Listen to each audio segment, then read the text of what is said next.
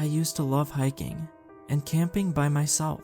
I had a few odd moments as a single woman traveling alone, but most of my experiences were positive overall.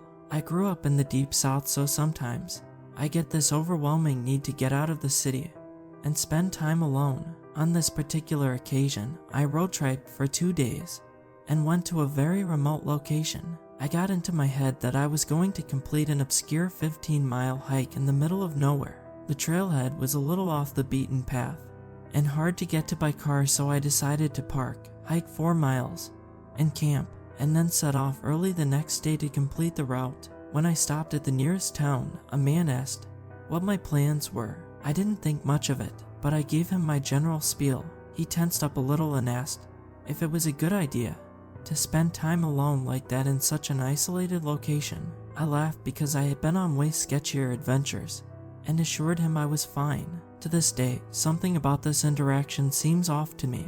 He was very old though, so there was no way he followed me. The hike to the general area where the trailhead began was absolutely gorgeous. I was feeling the high that comes with isolation and stopped paying much attention to the area around me. It didn't strike me to check the location. I set up camp pretty early, which gave me time to explore. I was giddy as I waded through a small creek like a child. I heard a tree branch snap, but I didn't think much of it until I saw a tiny bit of movement out of the corner of my eye. I paused, expecting to see some animal, but when I scanned the tree line, everything was still. Then I saw a tiny piece of fabric float in the wind and barely made out the shape of a human. I froze and watched closely, letting my eyes adjust to the figure in the distance. I had just about convinced myself I had gone crazy. I took a step forward, ready to find a reasonable explanation, when all of a sudden a man darted to the north. He ran a few strides and then disappeared into the woods. I felt sick. I had literally thought about getting naked just moments before because I was convinced I was totally alone. At that point, I had a choice to make. It was getting dark. By the time I packed up camp, it would arguably be dangerous to hike back to the car. The trail wasn't bad and I'm an experienced hiker, but I was unfamiliar with the terrain. On the other hand, someone had been watching me, and I hadn't told anyone back home where I was staying. I generally trust that folks aren't dangerous and assumed he was a curious local who didn't have bad intentions. It had definitely been a man. I know that for certain, and it will become important later in this story. He was at least 6 foot and I could tell by the way he ran. After some deliberation, I made the decision to stay. I was exhausted and kept telling myself the fear was in my head. I did pull out my pepper spray though. I stayed up for a while reading with a lantern, but I finally turned my lights out and got settled in. When I was drifting off, something woke me up though. I'm not really sure what it was, but I somehow got this overwhelming feeling that I wasn't alone. Something also told me not to turn my lantern on. My logic was that if I was being stalked, it'd be better not to scare them off. I very slowly got my shoes on and crawled out of my tent. I started studying the tree line with slow and careful precision, but it was too dark to make anything out. I felt something though. I couldn't explain it, but I knew I wasn't alone. "You have to leave," a voice whispered from behind me. I spun around quickly and felt a scream get stuck in my throat. A woman was crouched at the edge of the clearing, watching me. I knew it was a woman because she had on some kind of nightgown, which means the man I saw earlier was somewhere unseen, possibly watching this interaction.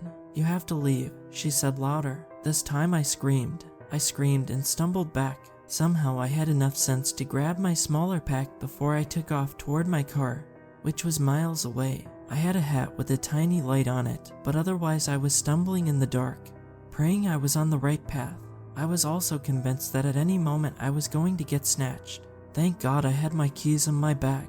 I somehow made it to my car, and I've never felt so much relief to get inside my beat-up little clunker. I locked the doors and let out a breath of relief when my car turned on. I half expected it to be dead. I drove for an hour until my cell service was solid enough to find a hostel-style compound nearby. It was the first time in my life I was grateful to be in a shared dorm, because I did not want to be alone. It was late when I got in, so I didn't talk to anyone until the next morning when I finally made friends with a few other hikers and spilled my story. They listened in horror as I cried out of fear. Everyone was absolutely stunned except the owner of the motel hostel compound thing, who just kind of shrugged.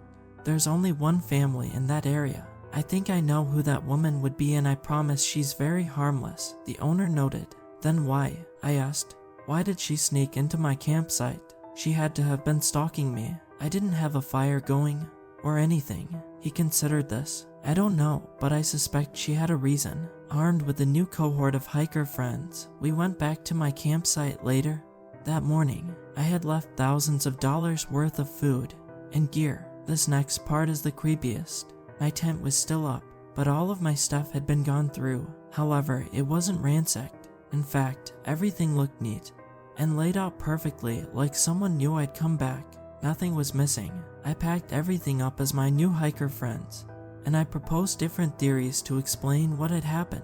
Before I left, I glanced around the tree line to see if I was still being watched. I didn't see anything, but just in case someone was watching, I mouthed thank you and tipped my hat. I've turned this over a million times in my head and have considered every option. At best, I think someone was trying to catch a glimpse of me changing or something. I don't want to think of the worst case scenario. Still, I can't shake the feeling that the woman I saw wasn't there to hurt or scare me. I have an overwhelming feeling she knew something I didn't and knew I had to get out.